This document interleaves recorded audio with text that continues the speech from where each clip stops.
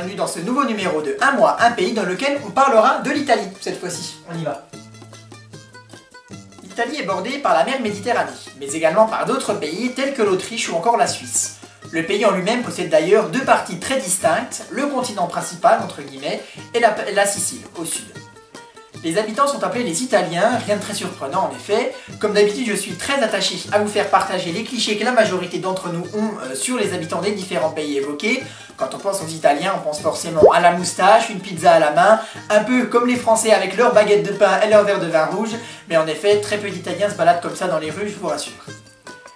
Bien sûr, les Italiens parlent italien, une langue assez musicale d'ailleurs, plutôt plaisante à écouter, je trouve. Pour le drapeau, eh bien c'est celui-là, le fameux vert, blanc et rouge, en vigueur depuis 1797, donc un drapeau qui est installé depuis pas mal de temps. Déjà, en référence, le drapeau français, lui, est en vigueur depuis 1830. La capitale maintenant, eh bien oui, c'est Rome. C'est la ville la plus peuplée d'Italie avec plus de 2 870 000 habitants, ce qui pourtant ne constitue qu'un peu plus de 4% de la population italienne totale. C'est à Rome que se trouvent énormément de monuments à visiter et à contempler, dont on parlera juste après. À propos du régime politique du pays maintenant, eh bien l'Italie fonctionne sous une république parlementaire. En d'autres termes, c'est le gouvernement qui possède le pouvoir exécutif, mais qui peut être dissous par le Parlement. De plus, les membres du gouvernement ne sont pas élus, mais sont désignés grâce à la majorité parlementaire. Cette république est donc dirigée actuellement par Sergio Mattarella, depuis 2015, toujours avec le parfait accent du pays. La monnaie utilisée en Italie est l'euro, bien évidemment, vu que le pays appartient à l'Union européenne. Pour la liberté de la presse, l'Italie est placée à la 52e place sur 180 pays par l'organisation Reporters sans frontières. La France, elle, est placée à la 39e place, la première étant bien sûr la plus agréable pour les journalistes. Au niveau du climat, on a des températures assez proches de celles de la France, tout dépend en fait de l'endroit où vous vous trouvez. En moyenne, on a donc environ moins 5 degrés l'hiver et 30 degrés l'été pour les zones plutôt fraîches, contre environ 4 degrés l'hiver et 34 degrés l'été pour les zones les plus chaudes. Voilà pour la petite présentation du pays, on passe maintenant au paysage, les belles photos de cartes postales que vous attendez tous. Les voici, un paysage parfois très verdoyant, comme dans le Monferrato en italien, mais aussi avec beaucoup d'habitations de style souvent très ancien et des couleurs très typiques, comme en Toscane, Toscana en italien, ou à Porto Venere, avec cette masse de maisons de couleurs. On a également à ce même endroit un paysage assez paradisiaque, je trouve, avec la mer, les bateaux, tout est bleu et lumineux, il est vrai que ce sont quand même des paysages assez jolis. Encore mieux sur les côtes de Villa Simius, une plage et des endroits dignes des plus beaux paysages de cartes postales. Pour continuer sur notre belle lancée, eh bien on va parler des monuments à voir en Italie. Le Colisée est la première chose qui est très belle à voir.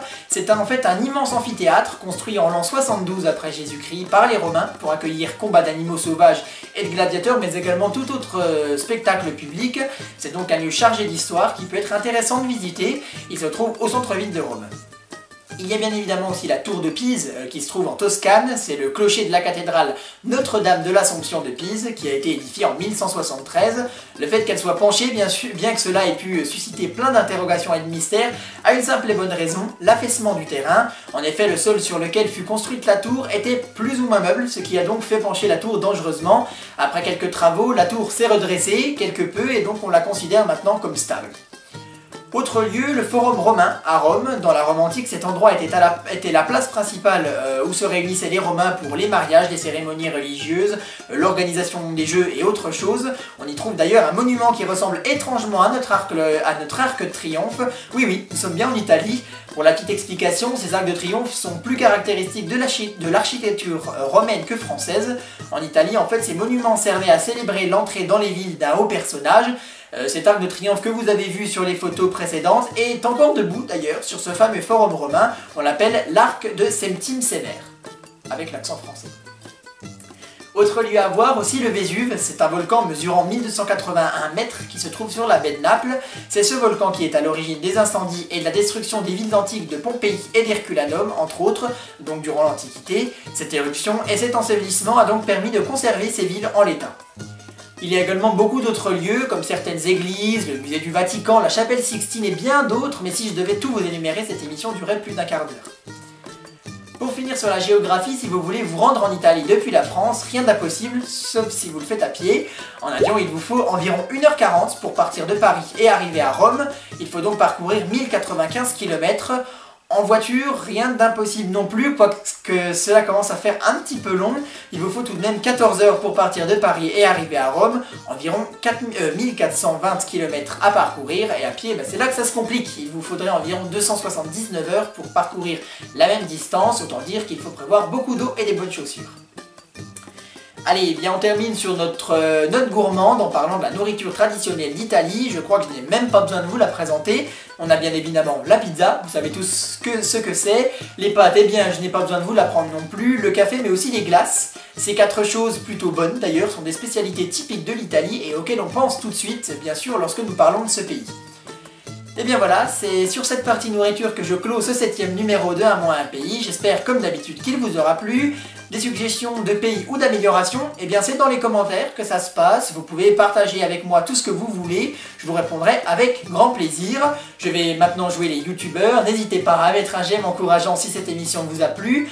On se quitte comme toujours sur l'hymne du pays que je vous ai présenté ici, c'est l'hymne italien. Je vous retrouve donc dans un nouveau numéro, dans un mois, pour un nouveau numéro d'Un mois un pays. Portez-vous bien et à bientôt.